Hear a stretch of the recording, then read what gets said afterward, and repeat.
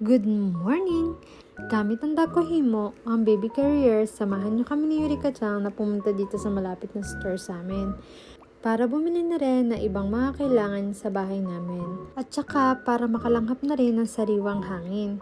At kung mapapansin nyo nga, si Yurika-chan enjoy na enjoy. Gusto niya rin kasi lagi nang nasa labas. Pero ako, sobrang tamad na tamad talaga. Kasi bukod sa sobrang lamig, sobrang bigat na rin itong si Yurika-chan. Kaya, napakadalang ko lumabas ng bahay. Lalo na kapag hindi kasama si Daddy. At dito nga lang din pala tayo pupunta sa malapit na store sa amin. Dito sa Welsha. Ito ay isang drugstore. Pero kung mapapansin nyo, iba't iba yung mga binebenta dito. At napansin ko nga na wala pala akong dalang cart. Kaya bumalik ako dun sa gilid para kumuha. Ito nga pala sa Japan, halos lahat ng tindahan, meron silang cart with baby carrier. Para kung sakaling pupunta ka, mamimili ka na may kasama kang anak, hindi ka mahihirapan. At ngayon, simulan na nating mamili. Unahin natin dito sa shampoo, conditioner, toothbrush ni Ryuma, at saka toothbrush ko. Pagtingin ko nga dito kay Yurika-chan, ay tulog na pala ang bebehan. Sarap naman ang tulog niyan. At bumili na rin ako nitong Glade para sa mabangong kwarto. Pagkatapos noon, dumiretso nga ako dito sa mga chicheria. Kung papansin nyo, ang mamahal, diba? Pero meron talaga ako isang hinahanap, yun yung crackers na paborito ko. Kasi pwede ko siyang lagyan ng suka. At ito na nga, nakita ko na, kaya bumili agad ako ng dalawa. At ito na ilalagay ko na isa at dalawa. At pagkatapos niyan, dumiretso na kami ni Yurika-chan sa counter kasi nga tulog na rin itong si Yurika-chan.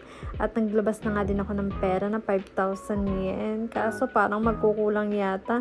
Napakaunti lang ng binili ko niyan ha. At kumuha na nga rin ako nitong dalawang brownies.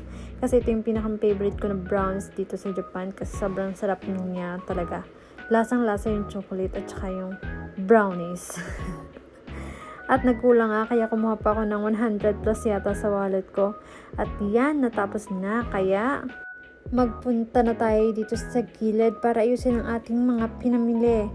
At ilagay na rin natin ang ating wallet dito sa loob ng plastic. At ibalik na rin natin itong cart sa kanyang lagayan. At ngayon, pauwi na nga kami kaso medyo nagutom na ako. At itong kasama ko hanggang ngayon tulog pa rin. At lakad-lakad. Punta kami ngayon ng Lawson para bumili ng obento or kaya yung lunchbox. Yan, lakad-lakad ulit. Alam nyo, kahit mainit dito, sobrang lamig. Kaya yung makikita nyo mga tao dito, mga naka-jacket, doble-doble ang damit niyan. Kaya kapag naglaba ka, grabe, sobrang dami.